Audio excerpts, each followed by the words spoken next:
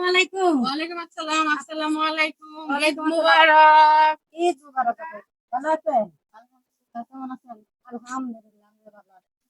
আহ, ঠিকঠাক আছো? আজকে এমন একজন ব্যক্তির বাসায় আসছি যিনি এই ফেসবুক অনলাইনে সফল। আহ, ঈদের সময় আমি আমার বাবা মায়ের বাড়িতেও যাওয়া হয় না, আত্মীয় স্বজন না। এমন উনি আমাকে আপন করে নিয়েছে, ওনার বাসায় আসছি। উনি আমার বাসায় আমি জানি না উনি আমাকে কি মনে করে। আমি আমি আমার বড় আপু মনে করি। আমার যেরকম আরো দুইটা বোন আছে, এরকম আমি মনে করি। আমরা 3 বোন, এর একটা বোন, 4 বোন।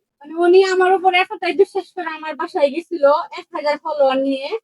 আমার ড্রয়িং রুমে বসে আমার হাতে উনি profile picture cover photo set করে বলে আপনি পোস্ট করে দেন, করে দিয়ে কিছু নিয়ম বলে দিয়েছিলাম। বাকিটা ওনার পরিশ্রম, ওনার সফলতা। আজকে উনি কন্টেন্ট মনিটাইজেশন পেয়ে গেছে, প্লাস ওনার 34 কে ফলোয়ার হয়ে গেছে, আলহামদুলিল্লাহ।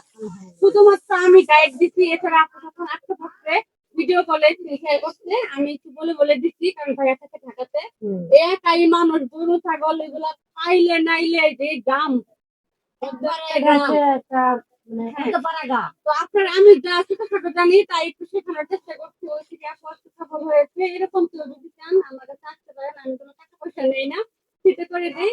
আর সেই ভালোবাসার টানে আজকে আমি এই গ্রামে চলে আসছি। এই হলো সেই সৌভাগ্যবতী যার বাসায় আমি আসতাম। দোয়া করবেন।